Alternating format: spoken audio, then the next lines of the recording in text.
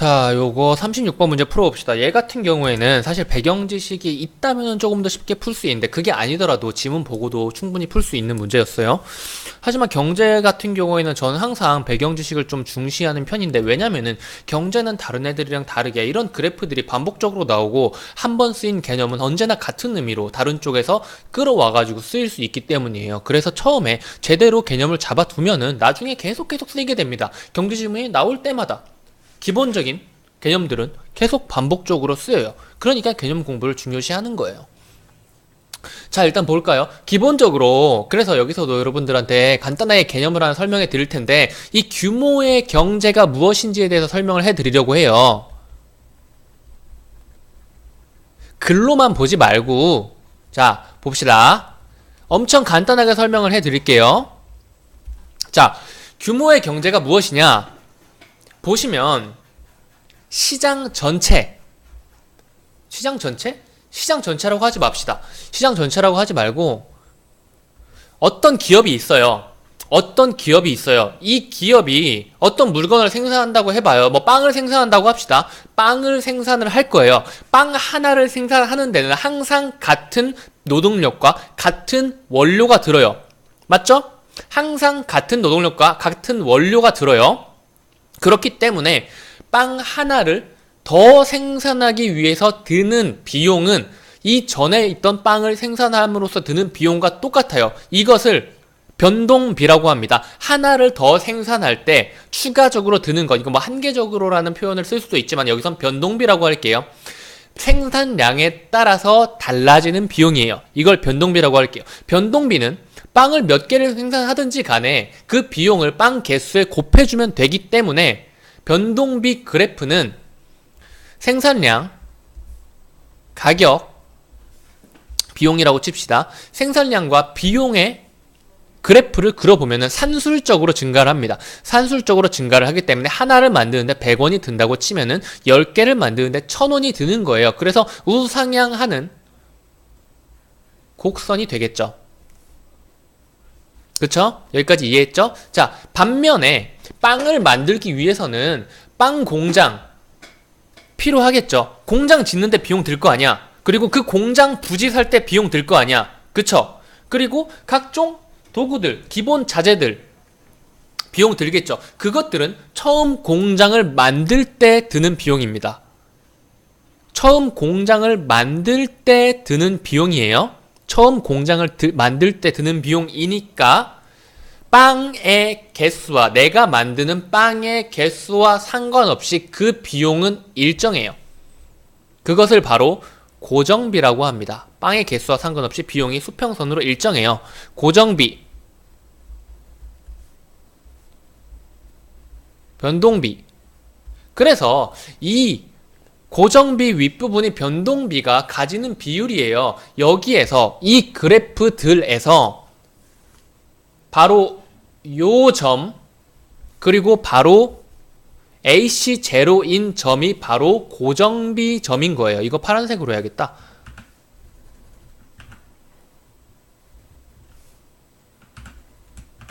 요게 바로 고정비 점이라는 거예요.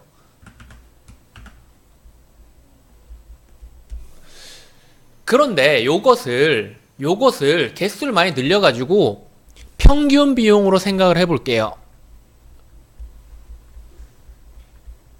요 그래프는 평균비가 아니라 총 비용으로 생각을 하잖아요. 이건 평균 비용으로 생각을 해볼게요. 평균 비용으로 생각을 했을 때 변동비는 언제나 같은 비용이 들죠. 빵 하나에 무조건 100원. 그럼 변동비의 평균은 빵 하나당 무조건 100원. 변동비는 이렇게 100원으로 수평선을 그립니다. 좀 어렵나요? 변동비는 항상 100원이에요. 빵 하나당 항상 100원이에요.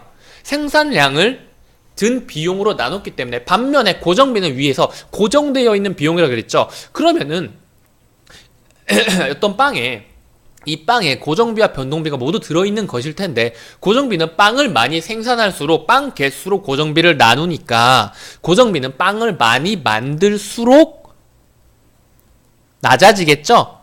빵을 많이 만들수록 낮아질 거예요. 그렇기 때문에 평균 비용을 쳤을 때 많이 만들수록 고정비가 적게 들어가기 때문에 많이 만들수록 유리한 것을 바로 규모의 경제라고 하는 거예요. 그래서 이 둘을 더해 보면은 그래프는 이렇게 나오게 됩니다. 그래서 많이 만들수록 비용이 적게 드니까 규모의 경제, 규모가 클수록 경제적이다라고 해서 규모의 경제가 있다고 합니다. 그런데 이 그래프는 이제 이 그래프로 넘어가야 돼요. 이 그래프가 무슨 말이냐면 규모의 경제가 있는 시장인데 기업들은 모두 다 규모의 경제가 있을 텐데 시장이 구매자의 수가 한정적이고 경쟁자 수가 무한히 많아질 수 있는 독점적 경쟁 시장의 경우 경쟁 시장이 늘어날수록 그 시장의 수요를 나눠 먹는 파이가 줄어들잖아. 그치? 기업이 많아질수록 한 기업이 차지하는 소비자 수가 줄어들어요. 그렇다는 것은 곧 판매량이 줄어들고 생산량이 줄어든다는 거예요. 그러니까 기업의 수가 늘어날수록 규모의 경제가 이루어지지 못한다는 거죠. 그렇기 때문에 기업의 수가 늘어날수록 평균 생산 비용이 늘어난다는 말이에요. 그런데 보기에서 무슨 말을 하고 있냐면 보기는 무역을 할 수 있기 때문에 시장을 크게 할 수 있다는 거예요. 그러니까 기업이 더 많이 늘어난다고 하더라도 예전과 다르게 예전보다는 훨씬 더 많은 소비자를 시장으로 삼기 때문에 더 많은 물건을 팔 수가 있어요. 그렇다는 것은 같은 기업의 수라는 전제를 가지고 있더라도 소비자가 더 많기 때문에 그만큼 더 많은 물건을 생산을 할 수가 있고 판매를 할 수가 있기 때문에 이 정도의 규모의 경제가 발생한다는 말이에요. 이해했나요? 여기서 말하는 건 그거예요. 이제 문제를 풀어볼까요? 무역 후 기업의 수가 N1에서 N2로 바뀌는데 근데 사실은 이 정도까지 나가지 않고 규모의 경제 부분을 몰라도 지문 보면서 어느 정도 풀 수 있는 문제긴 했어요. 무역 후 기업의 수가 N1에서 N2로 증가했다면 소비자의 후생은 증가했나요? 기업이 증가하면 소비자의 후생은 증가했습니다. 그냥 선지에 나와 있죠. 적절하지 않은 거 찾는 거, 이건 적절한 거. 2번, CC1과 CC2가 모두 AC0에서 시작되는 이유는 기본적으로 초기 투자 비용, 고정비가 들어갔기 때문이겠고, 이것도 지문에서 나와 있습니다. 안 나와 있을 경우에, 안 나와 있는 경우는 없죠. 안 나와 있는 경우는 없죠. 하지만 이 규모의 경제, 고정비에 대한 내용을 미리 알고 있었다면 굳이 지문을 안 들춰봐도 풀 수 있는 선지였겠죠. 3번, 균형점이 E1에서 E2로 바뀌었다면 시장이 확대되어 무역 전보다 더 많은 기업이 시장에 진입한 것이라고 볼 수 있겠군. E1에서 E2로 바뀐다는 것은 무슨 말이에요? 기업의 수가 N1에서 N2로 늘어났다는 것이기 때문에 더 많은 기업이 시장에 진입한 것으로 볼 수 있겠죠. 4번, 상품의 가격이 P1에서 무역 후에 P2로 내려갔다면 기업의 독점력이 약화되어 상품의 다양성이 줄어든 것이 원인이 아니라 무역으로 인한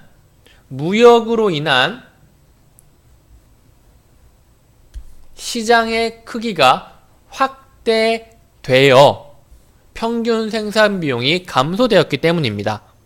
독점력 약화 상품의 다양성이 줄어든 것이 아니라 경쟁 기업이 증가함으로써 상품 가격이 이 부분을 봐야겠네요. 무역을 통해 경쟁 기업이 증가함으로써 여기 똑같이 1번 선지 봤을 때랑 똑같은 선지를 봐주는 건데 이 둘이 같은 문제라고 볼 수 있어요. 똑같은 부분을 근거로 봐주는 건데 무역을 통해 경쟁 기업이 증가함으로써 상품 가격이 하락하게 됐는데 이 사이에 하나가 빠진 거죠. 상품 수가 혹은 다양성이 증가하여서 가격이 하락하게 된 것이지 다양성이 줄어들어서 하락하게 된 것은 아닌 겁니다. 그 부분 여기서 찾을 수 있나요? 일부 기업들이 시장에서 퇴출된다면 상품의 다양성이 줄어들게 될 것이다. 이걸 반대로 돌리면 기업들이 시장에 많이 진입한다면 경쟁 기업이 증가한다면 상품의 다양성은 늘어나게 될 것이라는 거죠. 그럼 답은 4번이네요. 5번 선지도 볼까요? 무역 후에 균형점이 E2인 상태에서 시장의 크기 변화 없이 기업의 수가 N2보다 증가했다면 평균 생산 비용은 AC2, 그러니까 원래 E2점에서 평균 생산 비용은 P2인데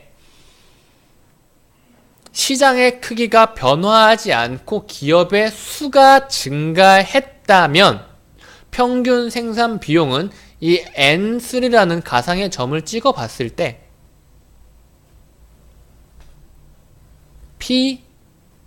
P3이라는 점에서 형성될 수가 있겠죠. P3이라면 어떤 점? 얘는 어찌 됐건 간에 기업의 수가 늘어났고 시장이 확대되지 않았으니까 이 평균 생산 비용 곡선은 그대로일 거고, 평균 생산 비용이 아닌가요?